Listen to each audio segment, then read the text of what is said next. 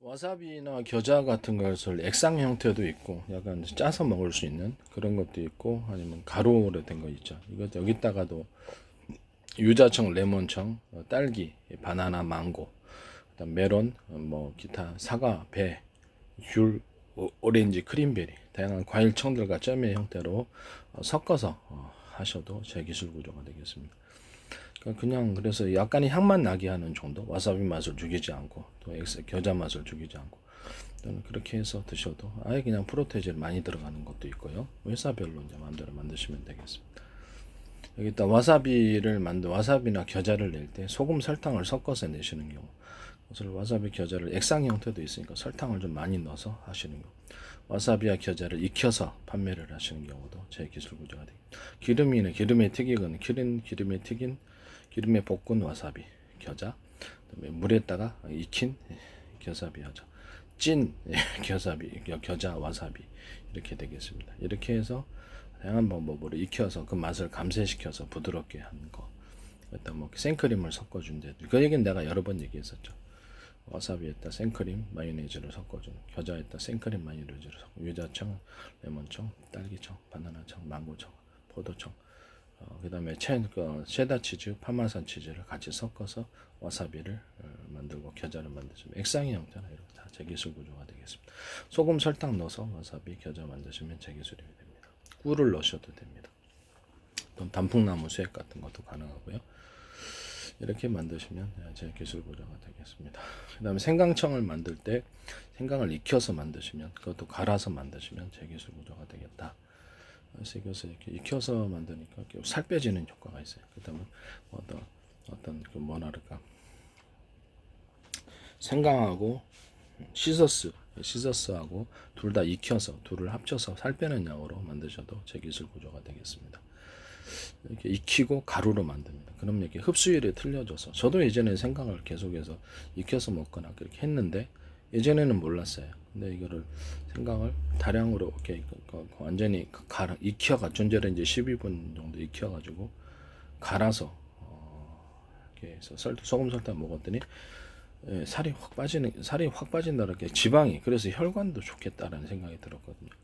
그래서 제가 이걸 알았습니다. 예전에도 다 익혀서 했습니다.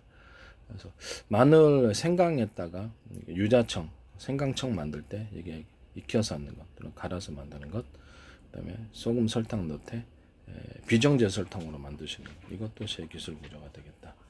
마늘청, 양파청, 대파청 이럴 때도 전부 다 익혀서 전자레인지 한 15분, 10분 정도 익혀가지고 가루 이렇게 설탕 하시면 제 기술 구조가 되겠습니다. 익혀서 하면 확실히 틀려집니다. 흡수율 때문에 그런 것 같습니다. 갈아서 만들어도 그렇고요. 이걸 섞어서 살균 물질로 만들 수 있어요. 그래서 생강청하고 마늘청, 양파청, 대파청을 만들 때 이것을 유자청하고 레몬청, 딸기, 바나나, 망고, 뭐 이런 것들, 또 체다 치즈, 파마산 치즈를 섞어가지고 만들 수 있고요. 과일잼과 이렇게 청의 형태로 만들 수도 있으며 이거를 과일주들, 맥주와 과일주들을 넣어서 만들 수도 있습니다. 이렇게 만드시면 제 기술 구조가 되겠습니다. 생강에다가 마늘청을 같이 만든다든지 다 익혀서 해야 됩니다. 익히지 않으면 토합니다. 가루 형태로 만드는 게 흡수율에 좋습니다. 어쨌든 생강하고 마늘을 섞어준 생강하고 양파를 섞어준다든지 생강하고 대파를 섞어준다든지 이것도 제 기술 구조입니다. 또 마늘에다가 양파를 섞어준 마늘에다 대파를 섞어준다. 이렇게 양파에다 대파를 섞어준 이것도 제 기술 구조입니다. 이렇게 해서 청의 형태로 만들거나 잼의 형태로 만들어서 다 익혀서 만듭니다. 익히고 가루로 이게 최적의 흡수율이 틀려집니다. 다 좋아집니다. 이거 제 기술입니다. 그다음에 조리대하고 꿀을 같이 섞어서 만드시는 조리대하고 뭐 이렇게 식초 조리대를 넣어서 식초 만드시거나 조리대 고추장, 된장, 간장 그다음 조리대 넣어서 물엿, 쌀엿, 조청을 만드시거나 이것도 제 기술입니다. 조리대하고 생강청을 같이 섞어서 만드셔도 제 기술. 조리대하고 마늘청, 조리대하고 양파청, 조리대하고 대파청 이렇게 하셔도 제 기술 구조가 되겠습니다. 그렇게 하셔도 제 기술 구조가 된다. 이렇게 살균 물질이 되게 됩니다. 저도 이제 의학을 하다 보니까 의학 동영상을 유튜브에서 게시하고 있고요. 제대로 공부했으면 아마 제가 멍터리라고 과장한다고 생각하실 수도 있는데 저는 제 거 갖고 치료합니다.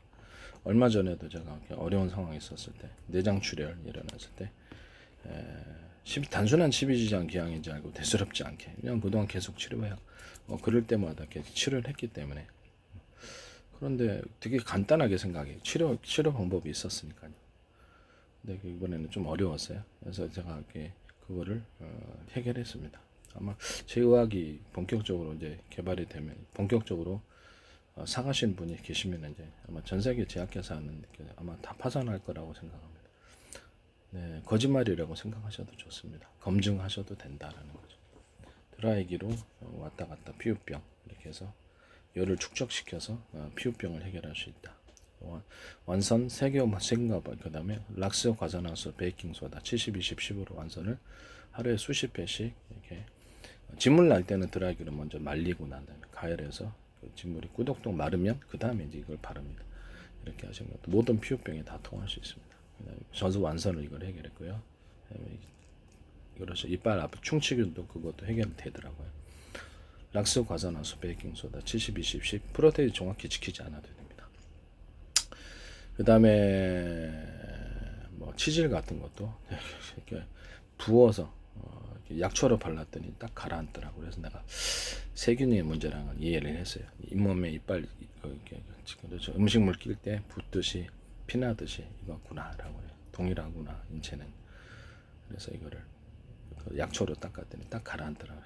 번쩍했습니다. 아 세균.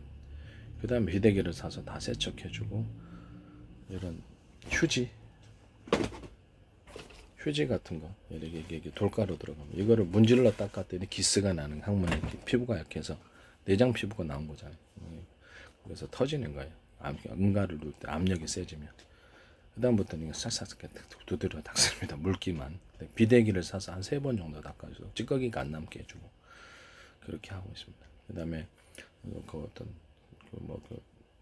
지혈이 필요할 때는 조리대 하고 그다음에 연근가루 중심으로 하고 있고 생방가루는 약간 더 출혈이 많이 일어날 때는 생방가루 섞어줍니다. 그다음 홍시가루, 홍시를 청도반시 이번에도 그거 정리에 도움받았는데 하루 8개씩 먹었어요. 홍시가루를 같이 넣어서 이렇게 판매할 수 있습니다. 세트로 지혈이 됩니다. 내장 출혈 같은 거. 그래서 크론병에도 도움이 될 거라고 생각합니다. 출혈이 많이 일어나는 질병들, 뭐 대장암이라든지 뭐 출혈 일어나는 질병들 있잖아요. 뇌출혈 자주 일어나신 분들. 이것도 복용해도 된다. 검증해 보시라고 하는 겁니다. 다 이게 무점 종류도 사과식초로 제가 계속 스프레이통에 넣고 뿌리는 방식으로 하루에 10번씩 뿌렸습니다. 근데 발이 맨들맨들해지면서 진물용 무점은 드라이기로 먼저 2200와트짜리 드라이기 19,000원 정도 합니다. 왔다 갔다 좌우로 흔들거려 화상 입지 않게 해서 먼저 상처를 꾸덕꾸덕 마르게 완선 치료한 거하고 똑같죠. 그 다음에 마르면 그 다음부터 사과시를 본격적으로 이렇게 뿌리면 발이 맨들맨들해지면서 저도 이제 그동안 안 나더라고 그러냐 그렇게 해서 한번 검증해 보시라고 이런 치료 구조를 말씀드린 겁니다. 어쨌든 남의 기술 구조로 도덕질에 상업화해서 시키지 맙시다. 생강청하고 마늘청, 양파청, 대파청을 만들 때도 유자청, 레몬청, 과일청들과 이렇게 잼 형태로 들어가거나 과일주들, 맥주를 섞어도 됩니다. 남의 기술을 도덕질해서 상업화시키지 맙시다.